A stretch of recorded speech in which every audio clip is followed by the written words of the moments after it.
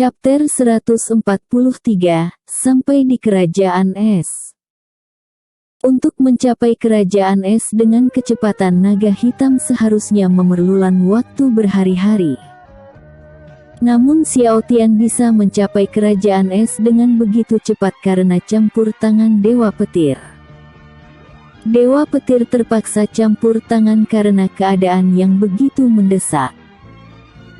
Kekuatannya memang telah banyak disegel, namun dia masih memiliki beberapa kekuatan dewa yang tak disegel secara penuh. Dia memiliki 9 teknik tingkat dewa yang bisa digunakan untuk keadaan darurat. Teknik tingkat dewa yang digunakan Dewa Petir adalah teknik penghenti waktu. Teknik itu dapat menghentikan gerakan semua makhluk hidup di dunia. Teknik tersebut hanya bisa dia pakai sekali dalam 1000 tahun. Selama ini dia menyimpan teknik itu untuk keadaan yang mendesak. Karena keadaan kali ini berkaitan dengan nasib dunia, Dewa Petir terpaksa menggunakan teknik tersebut. Xiao Tian serta naga hitam mampu bergerak di waktu yang telah dihentikan oleh Dewa Petir karena Dewa Petir melapisi tubuh mereka dengan ki berwarna biru miliknya. Setelah terbang begitu lama akhirnya mereka telah sampai di Kerajaan Es. Xiao Tian terkejut melihat keadaan Kerajaan Es. Seperti yang dikatakan topeng bencana kepadanya, Kerajaan Es telah hancur berantakan. Tak ada satupun tanda-tanda kehidupan di dalam kerajaan tersebut. Setelah terbang mengelilingi reruntuhan Kerajaan Es, akhirnya mereka telah sampai di wilayah Istana Kerajaan Es. Istana tersebut sangat kosong dan sepi. Xiao Tian melanjutkan perjalanan dengan bimbingan Dewa Petir. Seperti yang dikatakan si gendut kepadanya, di bagian belakang istana terdapat sebuah tembok yang menjulang tinggi hingga menembus awan. Tembok tersebut berwarna hijau dan memiliki kekerasan 18 kali lipat dari kekerasan berlian. Xiao Tian memutari tembok tersebut untuk mencari jalan masuk sambil mencari Kaibo atas perintah Dewa Petir. Dia memutari tembok tersebut sambil terbang menaiki naga hitam raksasa. Detik demi detik, menit demi menit telah berlalu. Xiao Tian tak kunjung menemukan pertanda keberadaan Kaibo, namun Dewa Petir terus menyuruhnya berputar mengitari tembok tersebut. Karena berputar begitu lama, Xiao Tian pun mulai merasa bosan. Kita telah berputar-putar selama puluhan kali, tapi tak ada satupun pertanda keberadaan Kaibo. Apa kau yakin kalau Kaibo ada di sekitar sini? Tanya Xiao Tian dengan wajah kesal. Aku yakin dia ada di sekitar sini, aku merasakan hawa keberadaannya. Jawab Dewa Petir. Dewa Petir merasakan hawa iblis Kaibo dari segala arah di sekitar tembok tersebut. Dia terus menyuruh Xiao Tian mencari di sekitar tembok tersebut meski tak menemukan tubuh Kaibo dimanapun. Karena merasa ada yang janggal dengan hawa iblis tersebut, Xiao Tian mengabaikan perintah Dewa Petir dengan terbang ke atas tembok tersebut. Detik demi detik, menit demi menit telah terlewati, ujung dari tembok tersebut belum terlihat sama sekali. Xiao Tian terbang begitu tinggi hingga menembus awan, akan tetapi tembok tersebut belum juga mencapai puncaknya. Tekanan angin pun menjadi semakin tinggi karena mereka berada jauh di atas udara. Meski terhalang oleh tekanan angin yang semakin kencang, Xiao Tian terus menyuruh naga hitam terbang melawan tekanan angin dengan terbang terus menuju bagian atas tembok itu. Selain tekanan udara yang semakin kencang, oksigen pun semakin menipis seiring berjalannya waktu. Semakin tinggi Xiao Tian terbang, semakin tipis pula oksigen yang bisa dia hirup. Karena oksigen yang semakin tipis, konsentrasi Xiao Tian semakin buyar karena napas yang agak sesak. Setelah dia terbang begitu tinggi di atas awan, sebuah tekanan energi Qi yang begitu dahsyat dirasakan Xiao Tian dan naga hitam raksasa sehingga mereka mengalami kesulitan untuk bernapas. Karena kesulitan bernapas mereka pun terjatuh dari atas langit. Mereka jatuh ke bawah dengan kecepatan tinggi.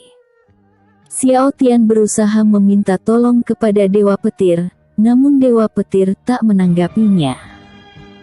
Apa dewa sialan itu merasa kesal lagi karena kulanggar perintahnya? Pikir Xiao Tian. Xiao Tian mencoba membuka portal menuju ruang hampa untuk menyelamatkan diri, namun portal tersebut tak kunjung muncul. Karena tak bisa membuka portal menuju ruang hampa, Xiao Tian hanya bisa berpegangan kencang kepada naga hitam raksasa. Sayangnya naga hitam tiba-tiba saja mengecil, dia berubah menjadi versi mini karena kehabisan energi Qi. Sialan, pikir Xiao Tian. Xiao Tian memeluk erat naga hitam raksasa yang telah berubah menjadi mode mini. Membalikkan badannya untuk melindungi naga hitam agar tak langsung jatuh menghantam daratan. Sambil menutup mata, Xiao Tian pasrah akan nasibnya. Bro. Dalam keadaan mata tertutup, Xiao Tian terjatuh tanpa merasakan sebuah luka sedikit pun. Ketika membuka matanya, dia terkejut dengan apa yang dia lihat. Awan-awan yang begitu tebal terlihat begitu banyak menghiasi daratan yang dia injak. Daratan awan. Entah kenapa aku merasa kalau hal ini bukan pertama kalinya aku berada di atas daratan awan. Pikir Xiao Tian sambil meraba awan yang ada di bawahnya. Kelembutan yang sama, perasaan yang tak asing, kau pasti merasa seperti pernah mengalaminya. Sambung Dewa Petir. Setelah berpikir begitu lama, dia pun mengingat bahwa sebelumnya memang pernah mengalami kejadian yang serupa. Apakah aku mati lagi? Tanya Xiao Tian sambil menggendong naga hitam versi mini. Tidak, kau belum mati. Semua awan ini memang terlihat sama seperti awan yang berada di alam para dewa. Tapi percayalah, tempat ini bukanlah tempat penghakiman orang mati. Jawab Dewa Petir.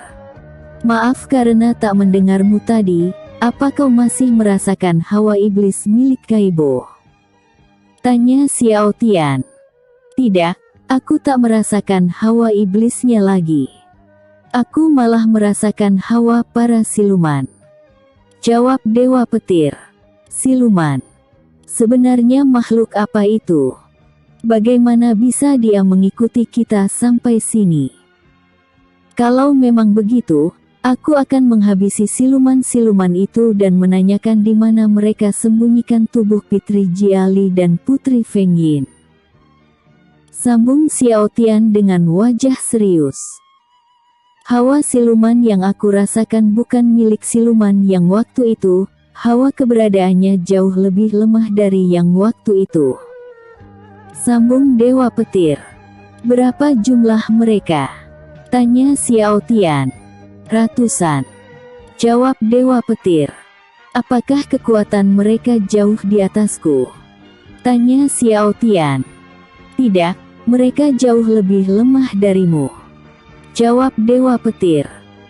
Kalau begitu baguslah, akan kubuat mereka mengaku di mana mereka menyembunyikan gadis-gadisku. Tegas Xiao Tian.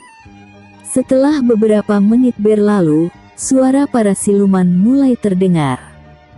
Mereka tak menampakkan diri mereka, namun bisikan mereka terdengar begitu berisik seakan ada di samping telinga. Pergilah dari sini manusia. Jangan mencari gara-gara di sini, takkah ada yang namanya bunga kristal es, semua hanyalah kebohongan yang dibuat oleh kaum iblis. Pergilah jika kau ingin hidup. Bisik para siluman. Aku datang kemari bukan untuk mencari bunga itu, aku sedang mencari anak iblis yang bernama Kaibo. Xiao Tian berteriak sambil menutup telinganya. Jadi kau teman bocah iblis itu ya? Bisik para siluman. Ya benar, katakan padaku di mana dia? Tanya Xiao Tian. Dia sudah mati. Bisik para siluman. Mendengar jawaban para siluman, Xiao Tian menjadi kesal. Dia tahu kalau Kaibo masih hidup. Semua itu dia ketahui dari hawa iblis Kaibo yang masih bisa ia rasakan walau hanya sedikit. Tunjukkanlah wujud kalian, dasar siluman penakut. Teriak Xiao Tian. Setelah Xiao Tian berteriak, suara bisikan siluman di telinganya telah menghilang. Dasar manusia sombong. Bentak salah siluman. Suara tersebut terdengar dari segala arah hingga memekakkan telinga. Episode sebelumnya. Chapter 142, Menghilangnya Putri Feng Yin. Episode berikutnya. Chapter 144, Melawan Siluman Kera. Terpopuler. 144, Melawan Siluman Kera. Setelah Xiao Tian menyebut mereka sebagai pengecut, ratusan siluman menunjukkan wujud asli mereka. Mereka berbentuk seperti kera, berwajah manusia namun semua tubuhnya berbulu layaknya seekor kera. Jadi ini yang disebut dengan siluman. Kalian tak terlihat berbeda dengan para iblis, ucap Xiao Tian. Jangan samakan kami dengan kaum hina itu. Kami di sini atas perintah Raja Kera. Siapapun yang berani memasuki wilayah ini harus dihabisi, ucap salah satu siluman kera. Raja Kera, apakah raja kalian yang menyembunyikan teman-temanku? Tanya Xiao Tian. Teman-temanmu. Sudah lama kami tak menangkap manusia, dan yang ku tahu hanya iblis kecil yang berani datang kemari. Apakah kau berteman dengan seorang iblis? Sambung siluman kera. Aku memang berteman dengan seorang iblis. Apa kau punya masalah? Jawab Xiao Tian. Awalnya kami ingin membiarkanmu pergi karena kau seorang manusia. Tapi karena kau berteman dengan iblis, maka kau tak diizinkan untuk pergi dari sini. Semua yang berteman dengan kaum iblis harus dihapuskan. Serang. Teriak salah satu siluman kera. Setelah kata serang diucapkan oleh salah satu siluman kera, ratusan siluman kera yang lain langsung menyerang Xiao Tian secara bergantian. Xiao Tian menghindari semua serangan para siluman kera dengan begitu mudah. Semua serangan mereka tak ada yang mengenainya.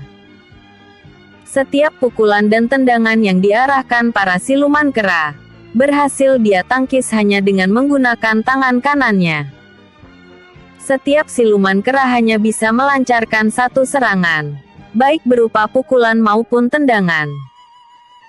Setiap sati serangan para siluman kera dilancarkan, Xiao Tian pasti mengkis serangan mereka lalu membalasnya dengan sekali pukul.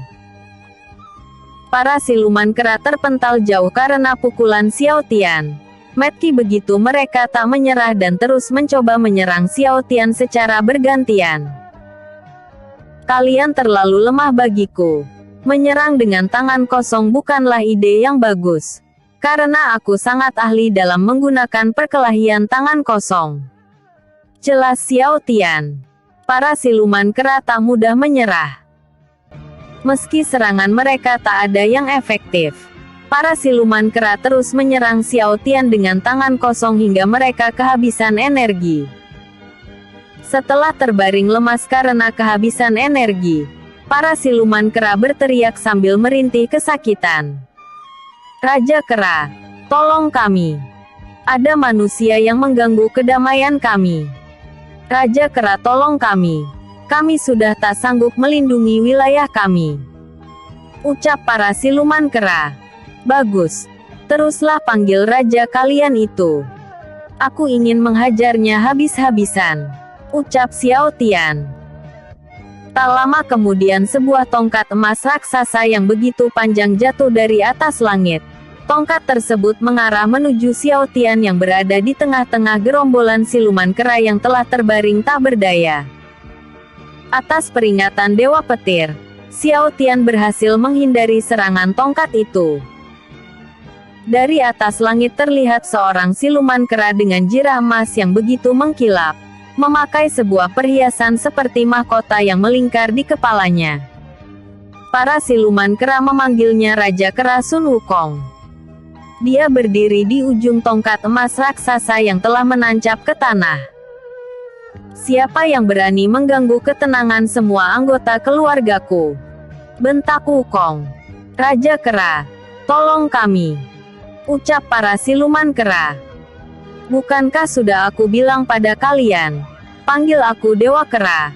Aku sudah menjadi dewa sejak lama. Panggilan kalian sudah ketinggalan zaman, ucap Wukong. Dewa Kera. Hahaha. Lucu sekali. Mana ada seekor kera yang menjadi dewa? Tawa Xiao Tian. Bocah sialan. Dia benar-benar seorang dewa. Minta maaflah, bisik Dewa Petir. Kau tidak bercandakan. Bukankah seharusnya seorang dewa tak boleh ikut campur secara langsung dengan urusan dunia? Bisik Xiao Tian. Hei Dewa Petir, apa yang kau lakukan di sini? Tanya Wukong sambil menatap ke sebelah kanan Xiao Tian. Dewa Petir. Para siluman kera kebingungan karena mereka pikir Wukong memanggil Xiao Tian dengan sebutan Dewa Petir. Apa kau bisa melihatnya? Tanya Xiao Tian. Tentu saja. Aku kan seorang dewa juga, sambung Wukong. Senior Wukong, maafkan kami. Kami tak bermaksud untuk mengacaukan tempatmu. Kami hanya ingin menolong teman kami yang telah mereka tahan. Jelas Dewa Petir. Mendengar penjelasan Dewa Petir, Wukong berbalik bertanya kepada para pengikutnya. Kalian semua, apa itu benar? Tanya Wukong. Apa yang benar? Para siluman kera tak tahu tentang apa yang Wukong katakan karena mereka tak dapat melihat serta mendengar ucapan Dewa Petir. Tanyakan dengan benar. Aku tak bisa dilihat maupun didengar dalam bentuk roh. Apa kau lupa? Tanya Dewa Petir. Maksudku, apakah benar kalau kalian telah menyembunyikan tubuh dari teman-teman manusia ini? Tanya Wukong. Benar. Kami memang menyembunyikan temannya. Tapi itu semua karena temannya merupakan seorang ge-iblis, sambung siluman kera. Mendengar jawaban pengikutnya, Wukong melompat dari atas tongkat emas raksasa miliknya. Seketika tongkat tersebut berubah menjadi kecil lalu terbang menuju ke genggaman tangannya. Dia melompat tepat di hadapan salah satu pengikutnya. Apa kau bisa menjelaskan di mana kau menyembunyikan iblis itu? Tanya Wukong. Itu.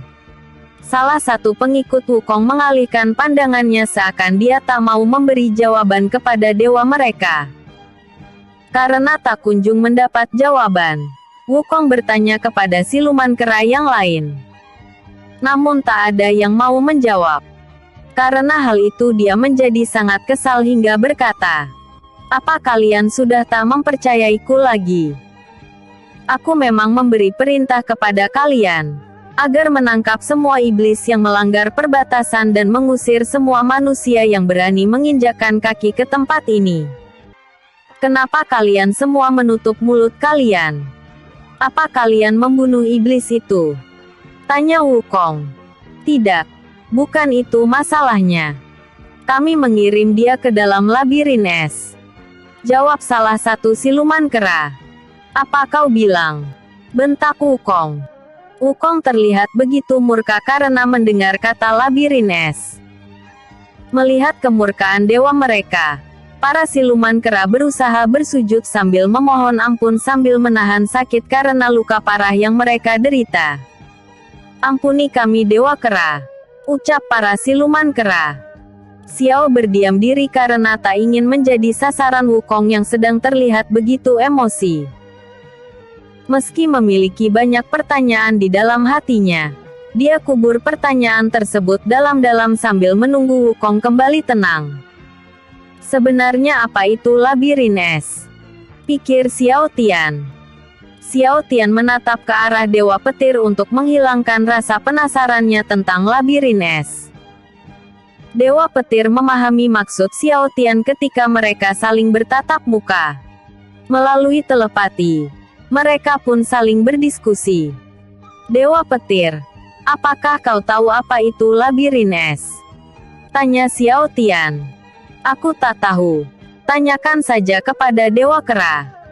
Dewa Petir menggelengkan kepalanya karena tak mengetahui hal-hal yang berkaitan dengan labirin es. Karena tak mendapat jawaban yang jelas, mau tidak mau Xiao Tian menunggu Wukong sampai terlihat agak tenang. Episode sebelumnya. Chapter 143. Sampai di Kerajaan Es. Episode berikutnya. Chapter 145. Tugas Wukong.